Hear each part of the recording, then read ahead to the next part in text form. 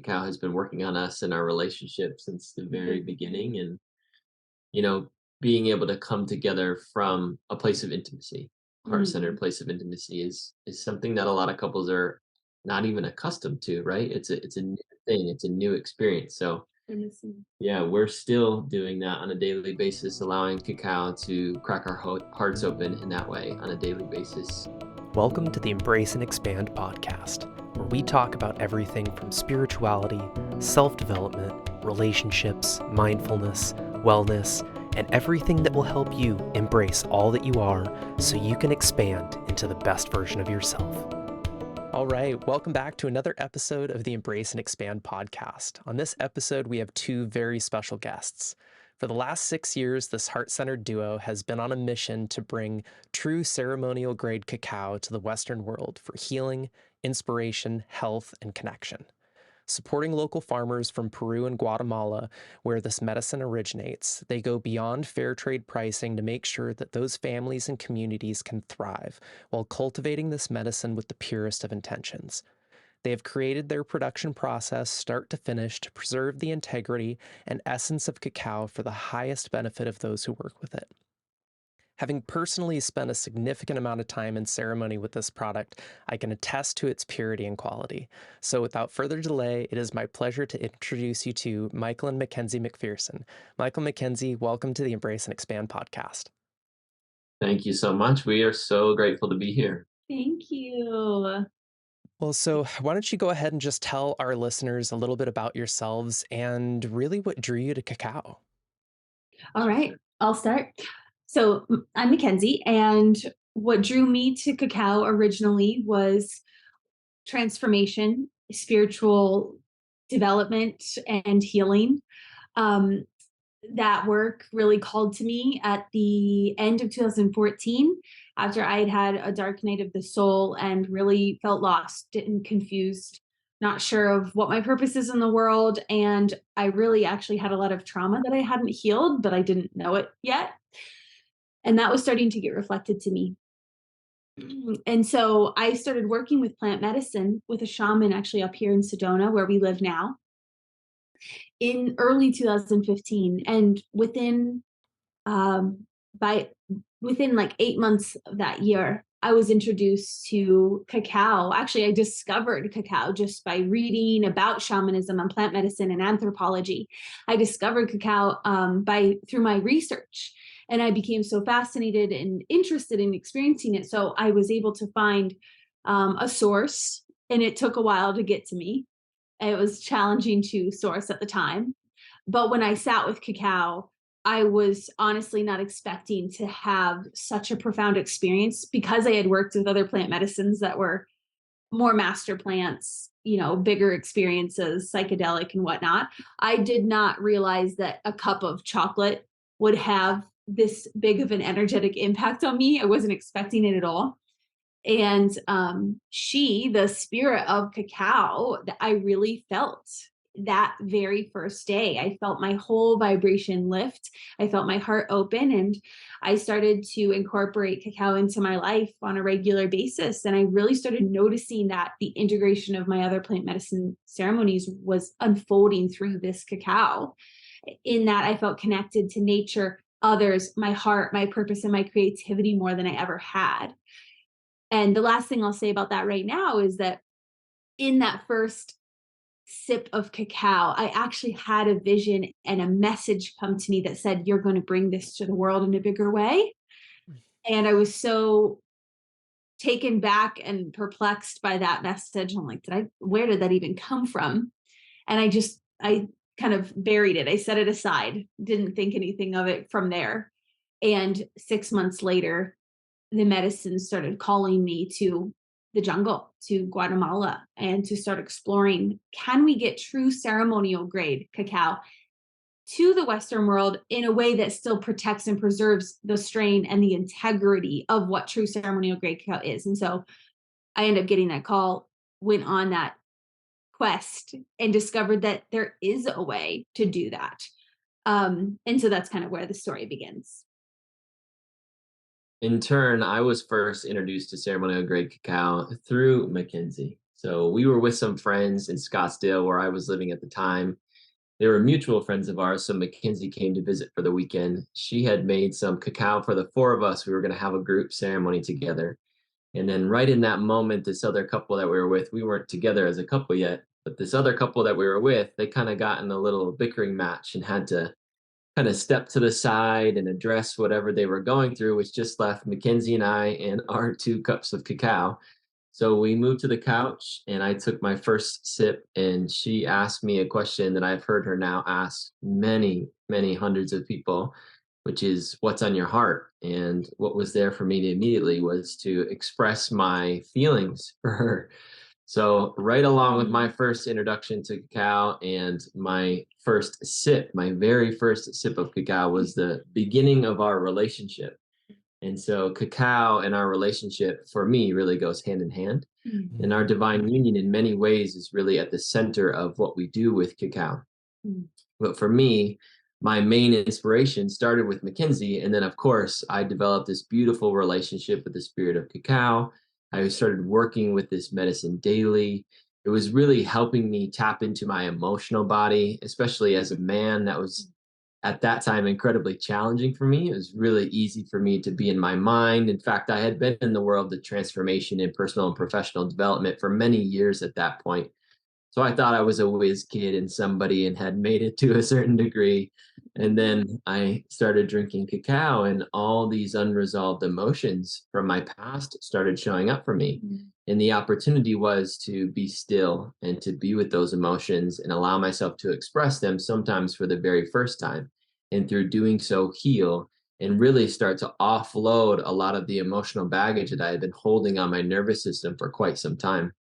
So cacao completely changed my life right from the get-go. I mean, I got my now wife right away, and then I also got this tremendous healing, which took place over the course of many years. But now I'm really dedicated to offering that same potential of healing to others as well. Such beautiful stories. And it really just goes to show the true transformation that can come from working with a plant teacher that does not have, I mean, some will argue that she does have psychoactive effects, but not in comparison to many of the other entheogens that we can start working with in the plant medicine realm. And I actually have a cup of cacao here really quick, so let me just take a sip. Yes. Perfect. Do you think? Mm. And I will say, for those of you listening that have never experienced true ceremonial grade cacao, it's not just a cup of hot cocoa. She has a signature to her and a softness in the way that she expands your heart. And she brings you from your mind into your heart in a very gentle but pretty deliberate way. And I first experienced cacao on a retreat to Peru. And I had no idea that I was going to be experiencing cacao. I went to this retreat with the full intention of experiencing ayahuasca. And so that was really the only thing that I knew that that retreat was going to have. They didn't give all of the details of everything else that we were going to be doing. But so our first ceremony was with ayahuasca. Then the next one was with Huachuma. And then we had 2 days back to back with cacao and breathwork. Mm. And those 2 sessions were more transformative for me than all of the other plant medicines in that retreat. Wow. She cracked my heart wide open and showed me the areas in which I was still creating a looped pattern in the background from ages 2, 3, and 4 years old. And she vividly, and this is why I say some will argue that she is psychoactive, because she visibly showed me memories from all 3 of those ages and how going through those experiences completely dictated how I was showing up in my relationships, how I was showing up in my workplace, how I was showing up for myself, literally just how I was showing up in the world. And then there was the offering to give compassion and give gratitude for those experiences and give love to that little side of myself. And I was a sobbing mess in those breathwork practices. And I do believe that I've now done a lot of breathwork. I'm a breathwork practitioner myself now, and I've done a lot without cacao, and I've done a lot with cacao. And the type of breath work that I do is recommended to just do on its own, not with any other medicines within your body. But I will say the times that I do experience it with cacao it's all about the heart. It Mm-hmm. really is. Mm-hmm. And the fact that your guys' relationship and business relationship is built off of this beautiful medicine is truly felt in every single cup that I consume. Aww. Thank you for saying that. Wow. So powerful. So, why don't you explain to our listeners maybe a little bit more about cacao for those that aren't familiar and are kind of sitting back wondering, like, okay, so how is it not like just a cup of hot cocoa? Yeah, there are a few key things that make it different from cacao powder or what you might find on your grocery store shelves. Mm. And those are the things that we have determined or identified as what makes cacao ceremonial grade. The first thing is that we use native strains from native lands or lands that cacao is native to. Cacao is no different than many other fruits and vegetables that we find in our local grocery stores at this point. A lot of them have been modified, they've been altered by man, they've been hybridized, they've been changed to be more resilient to disease, more resilient to climate. Cacao is no different. So Mm. these native strains of cacao have been commercialized, industrialized, taken into big chocolate, and changed in so many ways that we don't get that original signature or that original transmission from Mother Earth. So we're devoted to finding native strains of cacao so that when people drink this medicine, and this is part of what makes it a medicine, they actually receive that direct transmission from Mother Earth, that direct transmission from Gaia with, the purpose with which she created cacao in the first place. So part one is native strains of cacao from native lands that cacao is, well, lands that cacao is native to. So that is the northern portion of South America and is now come to be Central America and southern Mexico as well. So cacao is not native to Indonesia. It's certainly not native to Africa or West Africa, where about 90% of bulk or commodity cacao that the world uses comes from. Mm. So that's the first thing. The second thing is we use the whole bean. When you buy a chocolate bar or a confectionery product, what they do is they separate the bean into its two parts, which is the butter and the powder. They go through their separate processes, and in the end, they come back together to form a finished product. We don't do that. We use the whole bean. And again, that's to preserve the integrity of the medicine. So whole bean, and it's minimally processed. So we pass it through a stone grinder once, turns into a chocolate liqueur.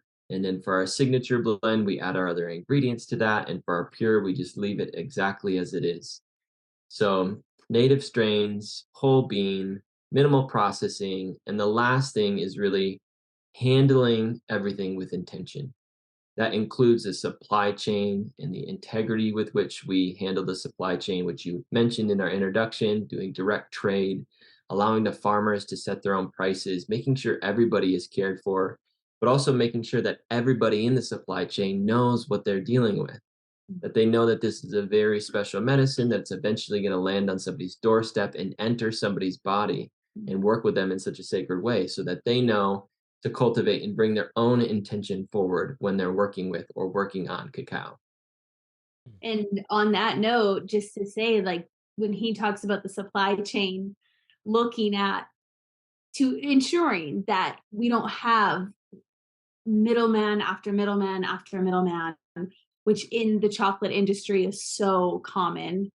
There are so many brokers, distributors, and beyond involved, and the farmers are getting cents in the end.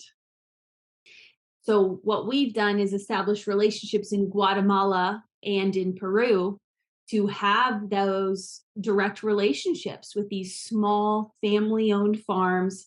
It's really not even a farm. It's inherited land that that have these huge native cacao trees, that until recently there hasn't really been the demand for this type of cacao, because it is actually much more challenging to cultivate. That's why they hybridize cacao, is to make it easier to harvest, easier to cultivate, be more resistant to certain bugs, things like this. So this cacao, we're really passionate about increasing the demand for the native strain in Peru, for instance, being chuncho. This is something that is in a way has been nearly endangered because there hasn't been the demand for it. And so it's really just an honor to be increasing the demand for this type of cacao that these family-owned farmers have inherited and get to now harvest and be a part of something bigger.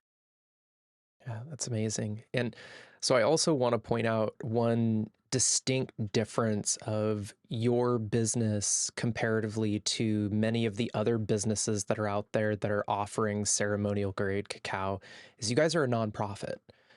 So that purely in and of itself just goes to show that you are all about this being a medicine, that about this being an offering for the people who are receiving it and the people who are harvesting it, more so than just profit. And um, there are many other industries where the processes for creating these products are very much commercialized, and they're using machines to harvest them. They're using machines to process them. They're using machines to package them and do everything in such a way that it really kind of does not allow the spirit of the plant to maintain.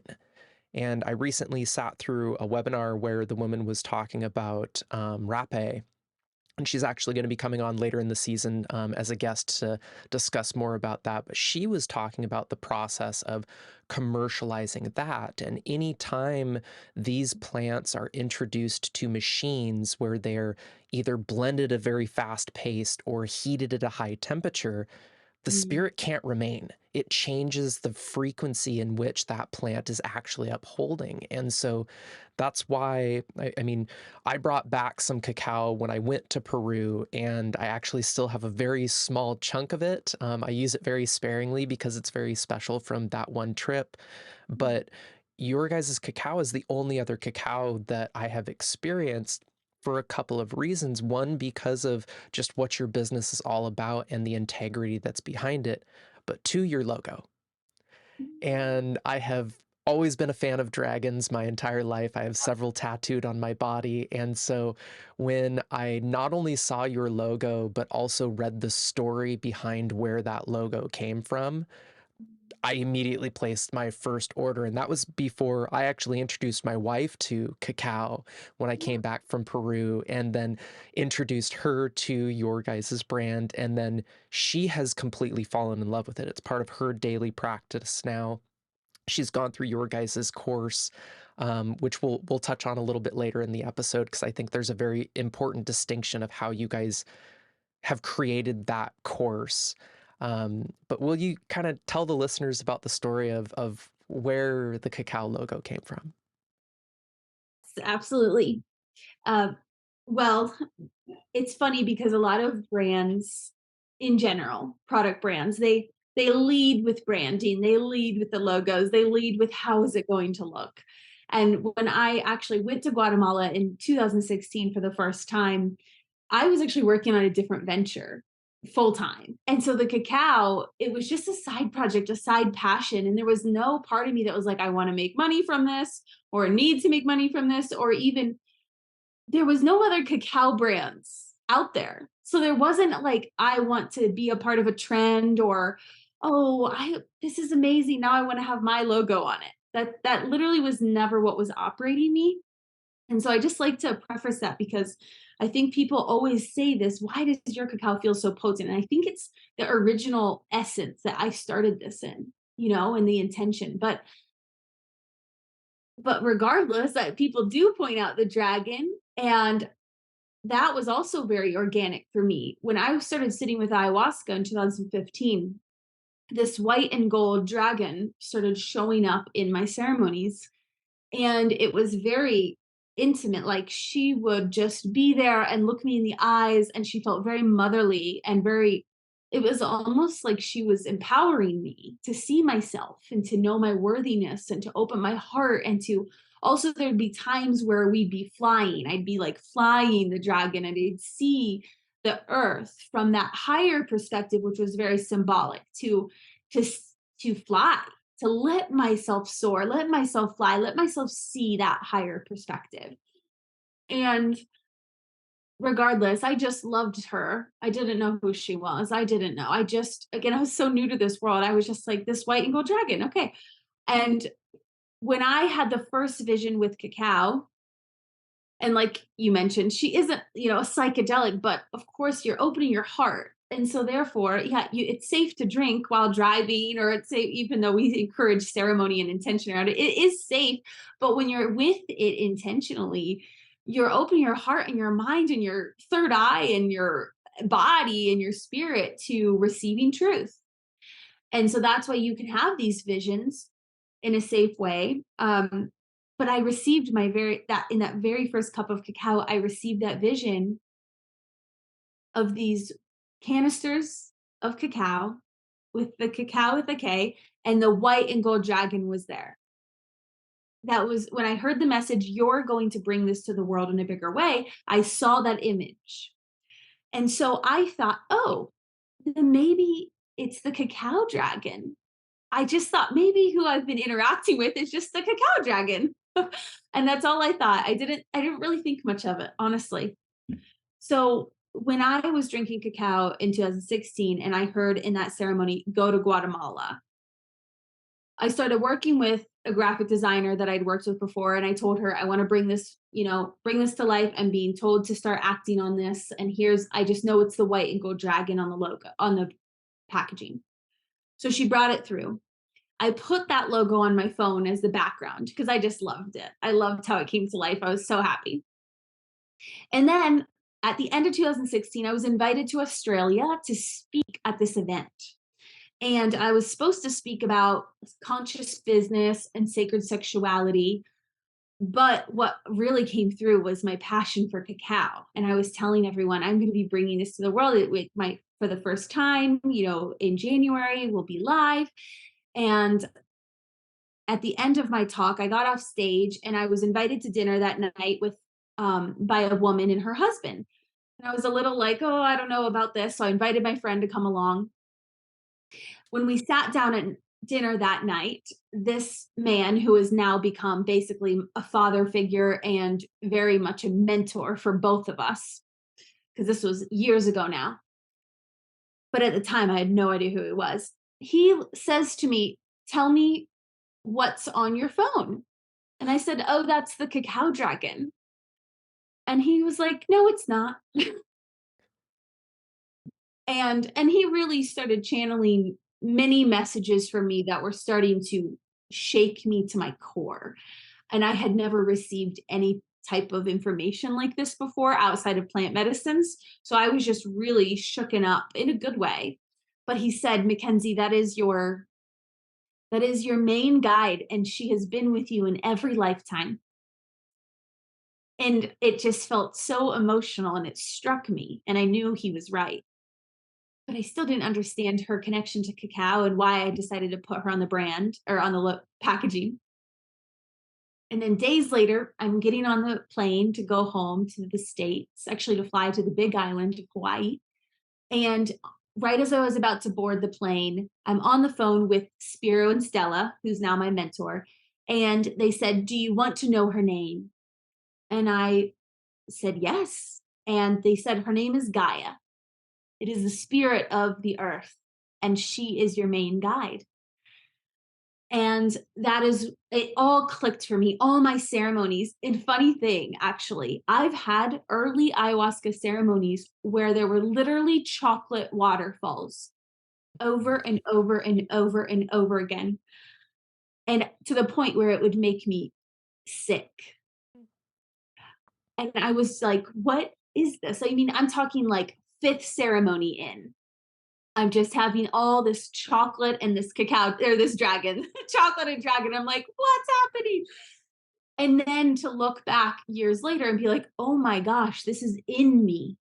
The cacao, it's in me. This is like, it's my dharma, right? And the medicine was getting me so present to that and was preparing me. So coming back in recap, this white and gold dragon, her name is Gaia. And it used to be so personal. I used to not want to share the story. And now I'm getting more comfortable to share the story because I really know that it is so important for every human to start connecting to the spirit of the earth, which is Gaia, because she is our original mother. She represents the divine cosmic mother that is grace, that is compassion, that is unconditional love, and restoring right relations with mother energy to me is like my top passion. So that's the dragon story. It's so I have read that story of what you have shared before, but to actually hear it in the context of you explaining it gives me kind of the strength to also share that one of the reasons why I was so drawn to that, and especially that story, is I also have a dragon guide. I actually have two, and I have had two my entire life, one of which I was not aware of until I really got onto my spiritual path and really started doing the shadow work recently. One is white and one is dark, and they signify the dark side and the light side. But what's interesting, and recently I've worked much more with the darker one than with the lighter one, is that even though the darker one is all about the shadow work, but it's about the shadow work based in love, not the shadow work based in darkness. And that is why they work synergistically with one another. And episode 7 of season 1, I kind of told a story about I had an accident falling out of a tree, 15 feet out of a tree, and got a concussion. And then that night had a transcendental experience. And one part of that story that I did not share was I saw and felt these two dragon guardians fuse into me Well, and become a part of me. And through that happening gave me the strength to see all of the areas in my life where I was playing small, all of the areas in my life where I wasn't sharing my truth, where I was dimming my light just to appease other people and not really show up the way that I needed to. And I woke up that next morning. I even told my wife that I was very fearful when I went to bed that night because I had a sense of like I was going to die. And yes, a part of me did die that night. The part of me that was no longer needed to be there, that was keeping me in the shadow. And instead, I woke up that next morning a very different person, fully embodying these energies. And now, every time I sit down with a meditation, every time I have a cup of cacao, every time I do any type of ceremony or anything, their energy is very much there. And it's easy to call upon now in moments where I need their strength, I need their guidance, I need their help. And I had no idea this was where this conversation was actually going to end up leading to, but that's the beautiful thing about these podcasts It is is. that I do feel that's part of the importance of working with these earthly medicines in sacred union is because they show us the fact that there is so much more to this life than what meets the eye. Oh, And yeah. if we keep ourselves closed off to magic doesn't exist, spirit guides aren't real, the voices I'm hearing in my head make me insane or make me a crazy person, or they can't possibly be real or telling me the truth. I'm here to tell you, and I know you guys have the same view, that all of that is real. All of that is true. And when you begin to open your heart up more and more and more and create that sacred union between the heart and the mind, you feel that it is real. mm, Yes, definitely. I love that. And I love that we're bringing the dragons in here so much because you in your first ceremony met your dragon.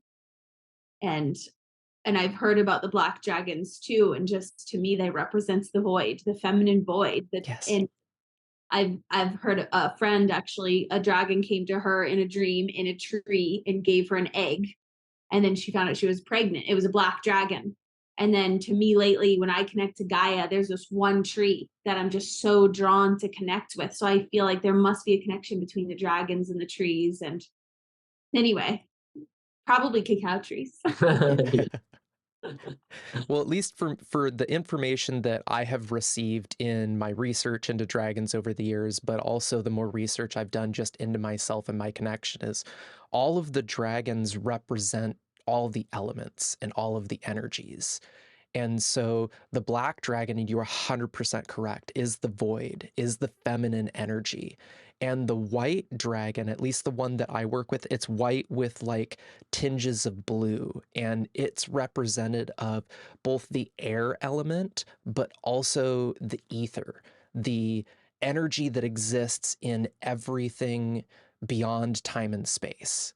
And that's more of the masculine energy, but it needs both of those energies in order to create anything. Wow. Yeah, such a huge transmission on dragons. And I know there's probably somebody listening right now who's thinking, oh my gosh, I'm so happy they're talking about this, having this experience. I haven't had anyone to talk to about it. I didn't know Yeah. what this was. So I'm sure there's somebody that's finding relief around this whole conversation right now. Well, and I greatly appreciate you both, because this is a story that I've wanted to share for a really long time, but I've honestly been somewhat fearful because there's still, of course, those inklings of judgment around what are people going to think about me talking about dragons. And I mean, my earliest email was Dragon Rider at Hotmail, because that's just always what I've envisioned myself as being a part of. And there's, of course, more parts of this story that I'm sure eventually will come out on this podcast or in other areas. But I do believe that there's a reason why every single ancient culture all over the world has stories about dragons. Mhm. You can't go to a single continent and not find a story or some carving in a building or a structure where they're not present. And so for people to say, oh, well, they're just fictitious creatures, no, they had to have existed at some point in time. We just no longer have the perception to be able to see them. But Mm, they are still there. Their energy is still there. And they are still there to help us work with one another to raise the consciousness of not only ourselves, but the planet, so we can get back to a point where they can come back again. absolutely. Even around the origins of cacao, you could argue that there are dragons because the Aztecs believed that the god that gifted them cacao was Quetzalcoatl. Mm, Know anything about Quetzalcoatl? Quetzalcoatl is a feathered serpent, which is arguably the same thing as a dragon. yeah, absolutely. And I think that's a perfect segue to talk about that you mentioned earlier of having the pure blend and then having the signature blend, which is what I'm drinking on right now, which in my opinion is the only one to actually buy, because that is really the purest essence of where this medicine originated. So will you guys kind of go into what makes the sacred blend so special? Yeah, so we obviously have our process for making it into a chocolate liqueur, which I mentioned before, and then we add our other ingredients. And the other ingredients that go into our signature blend are a certain type of chili that comes specifically from Peru. It's a yellow chili, so it's not like a cayenne where it's going to burn you, but it's got a warming touch to it, a warming sensation to it. We do wild harvested vanilla beans that come directly from Peru as well. We actually have people that go into the national parks in Peru and take backpacks with them to harvest vanilla to bring it back so that we can have those wild crafted strains of vanilla as well. And then in addition to that, we use an unrefined sugar called panela, which is brown, meaning it's got all of its minerals still intact. So it's a high density nutritional source of sweetener that we add to our signature blend because if you know anything about pure cacao, it's actually quite bitter.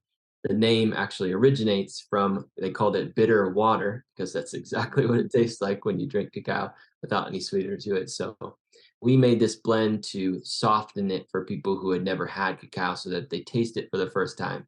They'd be more inclined to continue to work with it rather than spit it out. Mm-hmm. Mm. And vanilla is what's traditionally used in Central and South America. So again, still small local farms in Peru where that's all coming from. And will you maybe touch on kind of the history of that particular recipe and why it's so important? And in just my personal opinion, kind of the only way that this medicine really is designed to be worked with, especially in ceremony. Well, I mean, when we came together, we knew we wanted to bring cacao in-house. At the time, we were working with someone that was initiated as a Mayan priestess in Guatemala to provide a finished product. And there were things that were out of integrity on several fronts. And so we were really tuning in to the spirit of cacao and what she wanted and what she was trying to show us inside of this uncomfortable dynamic. And we actually got a call from this amazing guy in Peru that now is our partner on the ground. His name's Matt. And he was sharing about this native strain in Peru that he's so passionate about and is trying to bring back, and thought, he should talk to us about it. And he was absolutely right. So we had him over in LA after a few conversations, and Michael was really just like the spirit of cacao was talking to him as he was starting to work with it, in those early days. And he just knew we need to bring this in-house. I'm like, okay. So we ended up going to we went to Guatemala together to form a new relationship directly with a farmer in Guatemala who said that true native cacao in Guatemala, which is called criollo, spelled criollo, is actually not available. It's not truly available yet because of the cross-pollination that's happened between the farms of the hybrid strains. So he said, give me 5 years. And interesting enough, that 5-year mark came up last year. So that's when we started able to source criollo again from Guatemala, knowing that it truly is criollo, that he tests it and has been working on this in a small farm in the jungle and wild Guatemala. So at the time we started talking to Matt about the chuncho strain in the jungles of Peru. And we brought that in. We went to Mexico. We got a traditional stone grinder. We brought that in to the bottom level of our work-live space in LA. And Michael and babe, do you even remember formulating? I mean, we were just like, we know that, I have a background in food, in culinary, and nutrition. So I just have a knack for what tastes right and just playing with different blends. And we worked with Matt to test all the different Peruvian chilies, and what we resonated with the most. We knew we didn't want something too spicy, but we wanted something warming and creamy. We just played around, and then we just knew that we wanted at least 70% cacao, and what's great about the chuncho bean is that it's higher naturally in cocoa butter. So you don't actually need as much sweetener because the cocoa butter makes up for it. So yeah, we just really played around, and when we nailed it and we came up with a recipe and we wrote it down, it's just 4 ingredients, and you blend it with hot water at the end to make your finished cup of hot cacao. And Michael and I, just the two of us, started out, grinding the cacao nibs, having hilarious stories, just covered in chocolate. The whole place smells like chocolate. We were getting so initiated. We were coming up against so much shadow work because this medicine was initiating us too. So it was fun and wild and epic. And it just stuck, to be honest.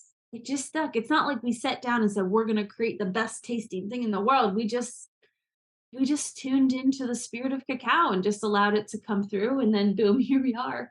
We haven't really talked about that much, have we? No, we haven't. Well, and what I find really interesting that you intuitively came to that recipe is that another one of the things that sold me on the signature blend was that it perfectly matches the recipe that was used for the ceremonies that I experienced in Peru that were based off of ancient lineage from the Mayans in what Mhm. they used in ceremony as a culture.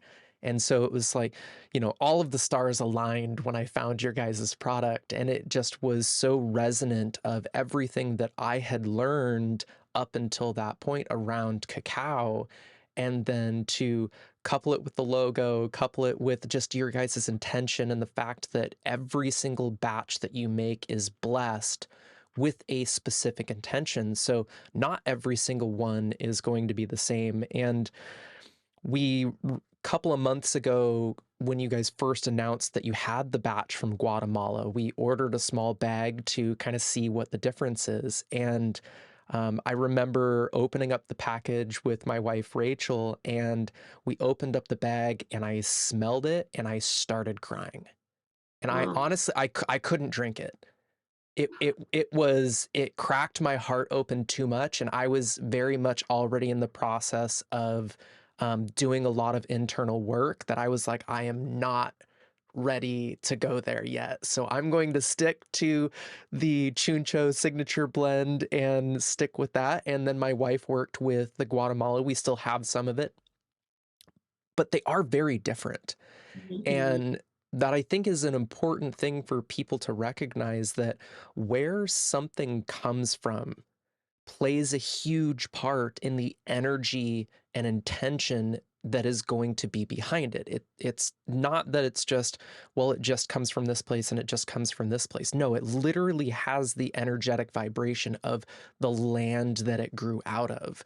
The flavor is going to be different based on the minerals and things that are in the soil. The texture of it is different. Like how it physically looks in the bag is different. And so I think that's very important for you listeners to order both and work with each one to see what one resonates with you more than the other, but also recognize that both are equally valuable. And you may find that there's certain times where you need to work with one over the other and vice versa. Totally. Yeah, I love hearing your stories, by the way, just your feedback about the cacao and your experience. It's such a blessing for us to sit here and receive that, Mm. and even to hit on, the difference of the season that the cacao grew in.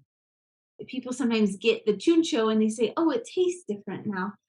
Well, the season or how old the tree was, it always is changing because again, we're sourcing from wild farms, and big industry from chocolate and beyond has trained us that something is supposed to taste exactly the same all the time because they strategically harvest at that time, and they modify these strains in order to taste the same and to be able to cultivate them anywhere in the world and any season. And so even just teaching people about that of like, well, it is going to taste different depending on when we harvested that cacao, how old the tree is. There's so many different components. what Yeah. the growing season looked like, what was growing around the cacao plant, what the Hmm. pollinators look like during that season. Yeah. There's so many different variables, and we are still finding that for ourselves that new flavors are coming every year. So even within the nuance of one individual strain, I'm certain that you can get a variety of experiences just from that one strain alone based on Mother Nature's natural rhythms and cycles. It's beautiful that you touched on that, because I believe that what we're all collectively kind of going through right now is a resurgence back to how our ancestors lived. And we just went through daylight savings time, which was something that was introduced in the late 1800s. It's not something that's been around for a very long time. And not to get too conspiracy theorist or anything like that, but I believe it was implemented to keep us disconnected from our natural circadian rhythm. It was created to keep us disconnected. It said that no, it was created to make it easier on the farmers so that they weren't having to work in the dark. Okay, that could be one story, but I feel the story that is at least true for me is that it was just another way of suppressing our natural ability and our natural state of being, of one with Mother Nature, of one with Gaia. Wow. I completely agree with that. And we're lucky this is random, but we've only lived in Hawaii and Arizona. I mean, did live in Montana for a second, but mostly Hawaii and here in Arizona in the last 5 years. And there's no daylight savings here.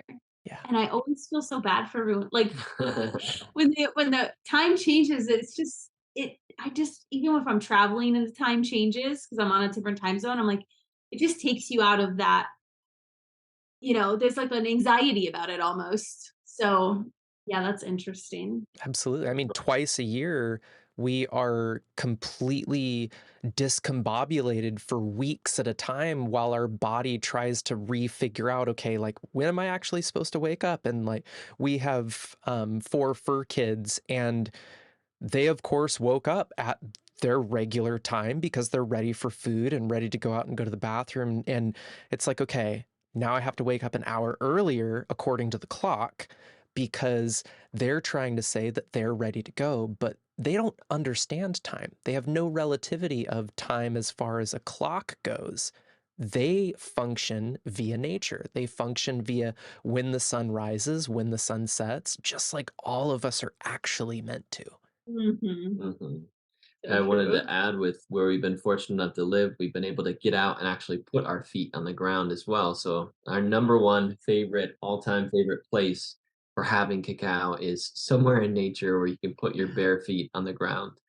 As it comes to daylight savings and time changes, it's only really when it comes to operating business or conducting our lives with other people that we have to use time zone converter and go and look at what all the times have changed or how the times have changed. So there Yeah. definitely is that 1 week, 2 week period At around, least, yeah. daylight saving times where it's like, okay, having to use time zone converter literally every time we go to schedule something to make sure we're on the right time zone.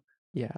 Yeah, absolutely. And I'm so thankful for Zoom and Calendly at how it automatically configures that. So at Yeah. least on my end from the scheduling point, as long as I follow the calendar, I know that I'm going to be showing up at the right time and don't have to worry about where somebody's at. But, it is so confusing of why do we need to make that shift? And I know that there has been talk about a bill going through to stop daylight savings time. Now, of course, that has to go through many political parties and different agreements to make that actually happen. But I think it would be of a huge benefit to the entire population to no longer have to experience that. And, you know, great for Arizona for making that decision a long time ago to say, like, no, we're not going to abide by this. And we spent about 5 months a couple of years ago living outside of Tucson, and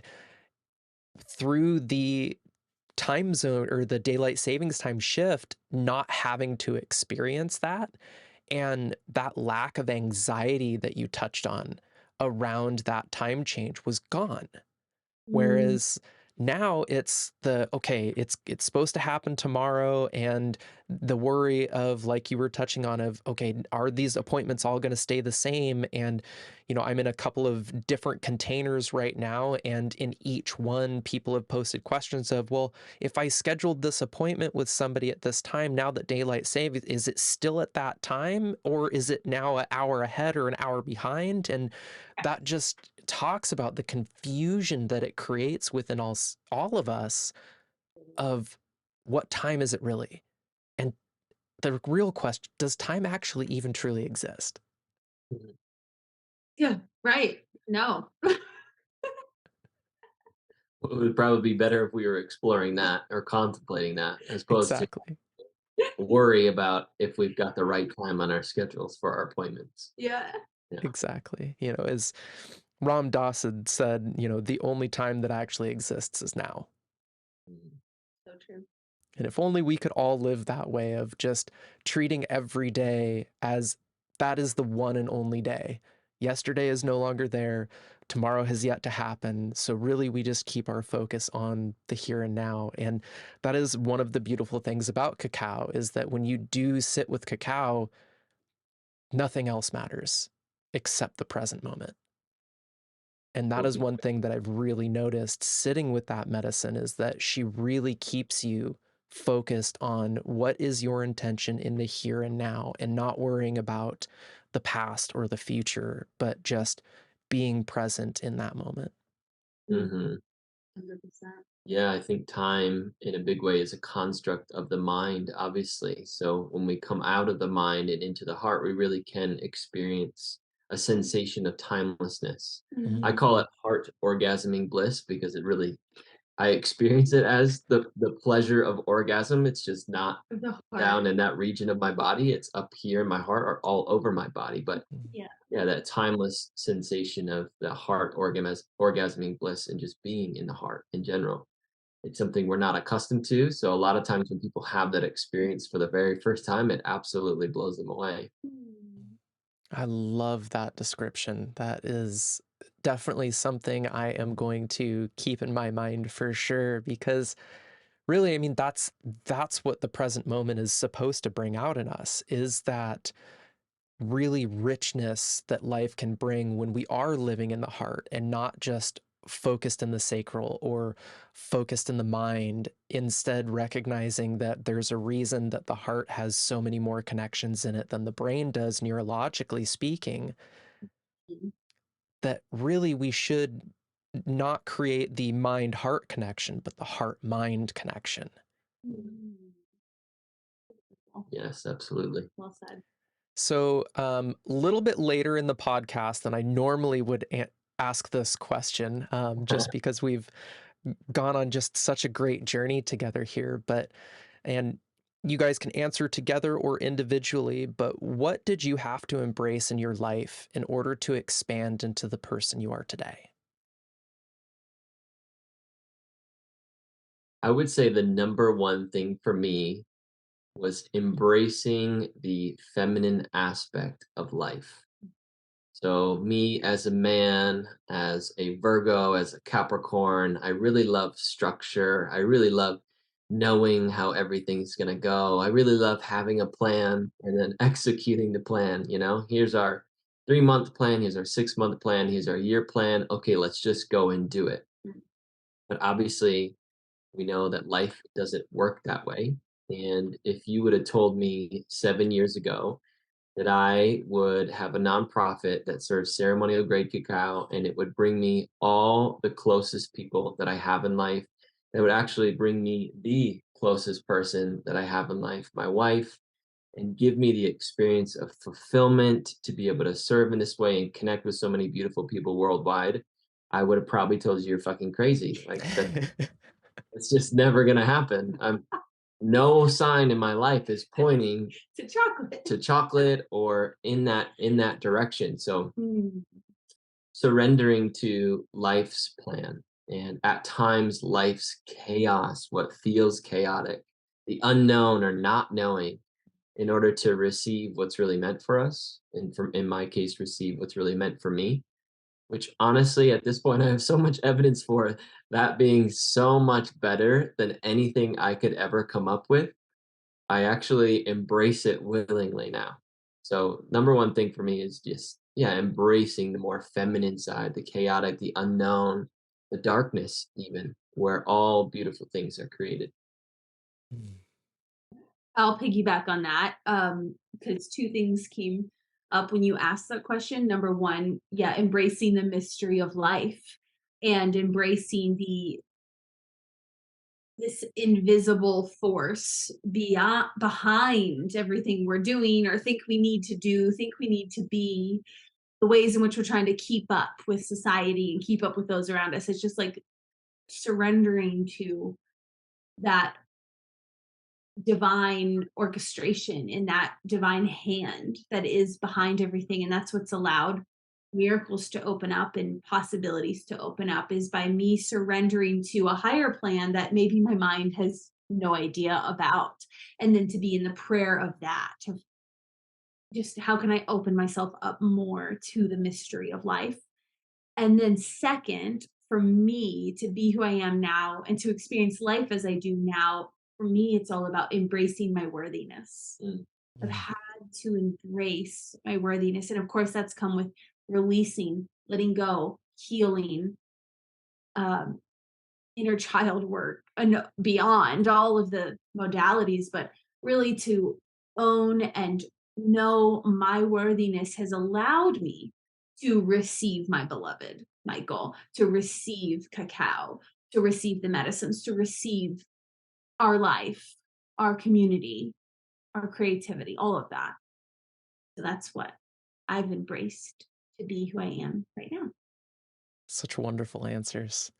It's, I love asking this question because everyone has a slightly different answer, but the really underlying message is kind of all the same. It's really just about embracing, and the podcast kind of headline is embracing everything that you are so you can expand into the best version of yourself. And it is not said lightly because it is about embracing not just the good things, but Michael, just like you touched on, embracing the shadow, embracing those darker aspects of ourselves, those limitations, those challenges that we've faced through life. Because through those limitations and challenges is where we've found our greatest strengths and our greatest happiness.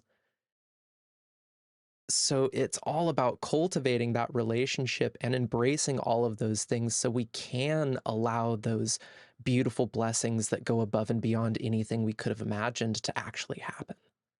Mm. Yeah. Yes. So why don't you guys touch on a little bit about your course that you have, about your community, and just kind of tell the listeners of really what they can expect from you guys if they chose to dive deeper into their relationship with cacao. Mhm. Well, a wonderful place you can find us that's easily accessible, that everyone knows about at this point, is on Instagram. It's a great introduction point for us. You can find us at Cacao Drinking Chocolate, KAKAO Drinking Chocolate. And that's just a great introduction point. We do have our website, of course, www.flycacao.com. Again, FLYKAKAO.com. That's where you can find all the information about us, all the information about our company, programs, offerings, partnerships, all of those things are all on our website. And I think one of the things we're most excited about right now is our facilitator training, in-person training that we're hosting in Toronto. There is so much potency that can come through when we stand in our physical presence, in our auric exchange with one another. And I'm just thrilled to be able to bring through not only the information about cacao, not only the embodiment of how to facilitate a cacao circle, a cacao ceremony, how to strengthen your connection with the spirit of cacao and your own personal relationship to cacao, but also the things that stand, like you said, the darkness, the things that lie in the subconscious that stand between us and our leadership. We're all capable of doing what we're called to do. We're all capable of hosting cacao ceremonies, but for the people that are called that haven't, what's in the way? What's the breakthrough that's desiring to be had in order for you to really step out and serve in a greater way? And that's what this training for us in Toronto is all about. We're going to bring these beautiful people together, bring us all into our hearts, and then we have some like really potent embodiment exercises that I'm stoked for. And yeah, is there anything else you want to mention? Well, it's a big deal to take a sacred plant medicine and say, okay, now we're going to open ourselves to hold a course or a program or a training. And it really comes down to at the beginning of, well, I guess about 6 months ago, sitting down with Gaia and asking, how can we be of service to you and this plant medicine even more? And what came back over and over and over again was empower other facilitators.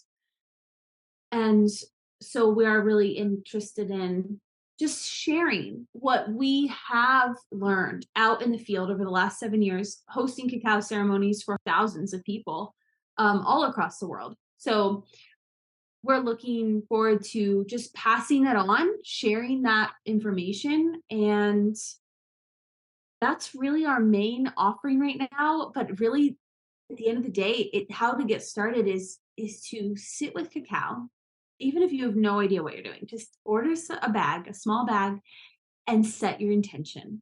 Just write it down. Write down your intention, and then you can say yes to the cacao. That's always helpful to just energetically say yes. I'm a yes to cacao assisting me with this intention. And then just allowing that journey to unfold. We have so many people that join us we have a cacao hub. It's free for customers online. We do weekly ceremonies and public ceremonies that are online as well for free. And people come in all the time that are like, I don't know why I'm here. I don't know what this stuff is, but something's happening to me and I like it, And we're just like, look, we get it because that happened to us. And so that's really all we'll share right now. And if you are international, we have fulfillment centers and we sell our cacao in Australia, New Zealand, London, Europe, Canada, and the States. So yeah. I would say go ahead and save yourselves the time and the postage. Just order the 5-pound bag because you're gonna want it. Don't start with the small one. Just go ahead and dive all in because the reality is that this medicine is something that once you cultivate a relationship with it, you are going to want to work with it more and more and more, and you are going to blow through that small bag in no time. I speak from experience. So we always just order the 5-pound bag every single time because we know, I mean, we both use it. Rachel uses it much more than I do. Just because I know she's cultivated a relationship, and to help it last a little bit longer, I kind of hold myself back. I have other practices that I work with. So but it's really beautiful when we can come together as a couple. We do it every full and new moon. We have a ceremony with cacao, and we sit down with our tarot and oracle cards, and we journal, and we really just allow the spirit of cacao to bring that out in both of us, and then kind of share our experiences. And sometimes we don't necessarily completely share because sometimes it's a little personal on some of the stuff that comes up, and we need to integrate that for a little bit first before we're prepared to actually do that. But for working together as a couple, and I think that's very clear just from you guys creating the product as a couple from the very beginning, that it is a beautiful way to work in the union of your relationship and strengthen that bond based upon the heart and not any other intentions. Totally. Absolutely. We can definitely second that. And Cacao has been working on us and our relationship since the very beginning. And, you know, being able to come together from a place of intimacy, heart-centered place of intimacy is something that a lot of couples are not even accustomed to, right? It's a new thing. It's a new experience. So yeah, we're still doing that on a daily basis, allowing Cacao to crack our hearts open in that way on a daily basis, and really just want to honor you, honestly, for your relationship that you've established with Cacao, the way you're able to pay language to it and speak to it. It's really clear that you are embodied in this, and just thank you for the work that you've done to bring Cacao into your life, for the relationship that you've created with it, and the difference that it's making, and the way in which you're sharing about it. It's really beautiful to witness. Oh, thank you, Michael and Mckenzie. I fully received that message and greatly appreciate it so much. It's nice to really dive deep into conversations like this and recognize that there are many of us that are walking our path and walking our dharma and speaking our truth, to give permission to other people that it's okay to do the same.